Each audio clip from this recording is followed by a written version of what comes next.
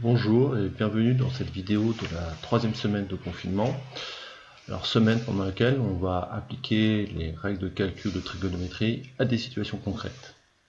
Si je fais le point sur vos DM, comme je vais le faire lors du cours lundi après-midi, je trouve que vous ne faites pas assez de schémas. Quand vous me reprenez sur papier libre, j'ai très peu de schémas.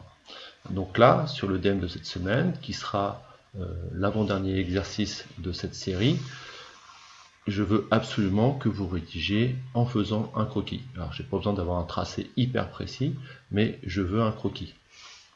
Donc pour vous aider dans ce travail, je vais faire l'exercice qui est l'exercice 2, page 8, sachant que vous aurez à faire des exercices de la page 7 à 11.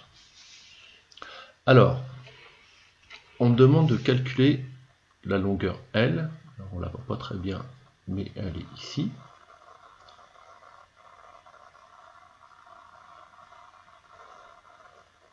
Donc cette longueur L, qui correspond à la longueur du nageur lorsqu'il est dévié par le courant.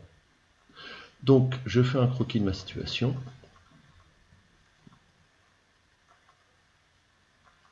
J'ai les deux berges. Je vais dire que mon nageur il part du point A. Je vais effacer ça. Il part du point A,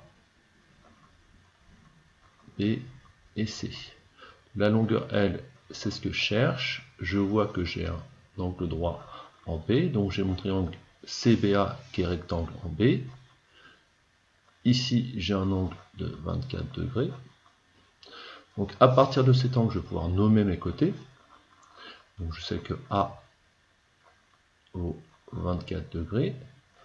AB, donc qui est l'un des côtés supports de l'angle, va bien être mon côté adjacent. Je sais qu'il mesure 36 mètres. Donc AB égale 36, et ça c'est le côté adjacent. Ensuite, L, donc c'est le côté AC, c'est la valeur que je cherche à calculer, et effectivement dans mon triangle rectangle, c'est l'hypoténuse. Le côté BC, là j'ai aucune info dessus, et lui c'est l'opposé. Donc j'ai aucune info sur l'opposé. Je réécris mon moyen mémotechnique, SOHCAHTOA. Donc SO, K, TOA. Je n'ai pas d'infos sur le côté opposé, donc d'entrée, ça m'élimine toutes les possibilités de ces formules-là, donc effectivement c'est cette formule que je vais pouvoir utiliser. Donc je vous invite à réécrire avec les noms, parce que j'ai vu beaucoup d'erreurs, c'est un petit peu emmêlé les pinceaux dans les côtés adjacents et hypoténuse. Donc le cosinus, mon angle il vaut, c'est le cosinus de l'angle A, donc j'ai cosinus de A qui est égal mon côté adjacent, donc c'est le côté AB, sur mon hypoténuse, hypoténuse c'est le côté AC.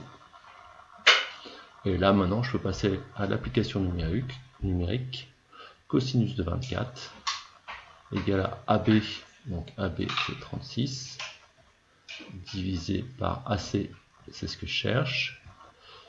Quand je transforme ma formule, je trouve que ce que je cherche est égal à 36 sur cosinus de 24. Vous referez le produit en croix, mais c'est la transformation de formule qui me donne ça. Je passe à l'application, ce qu'on appelle l'application numérique.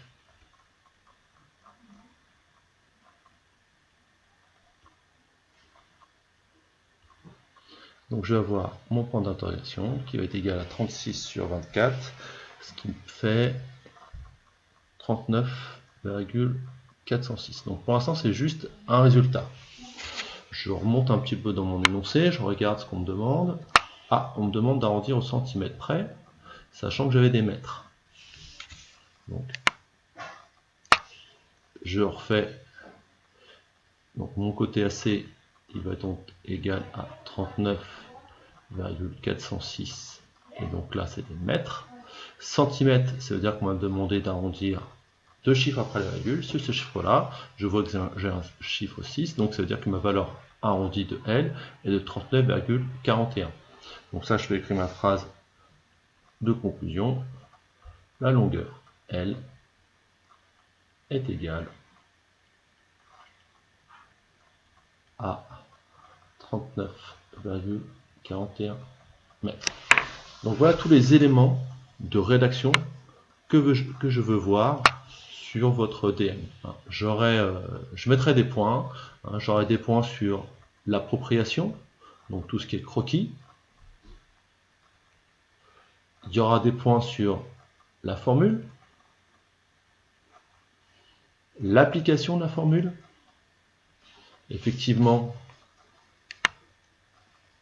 l'application, je reviens un petit peu plus haut, l'application numérique, tout ce qui est calcul en proprement, et la partie communication, comme on a l'habitude en... Alors là, il n'y aura pas de problématique, mais voilà ce que je veux apparaître dans vos DM. Donc voilà pour cette vidéo de la semaine 3.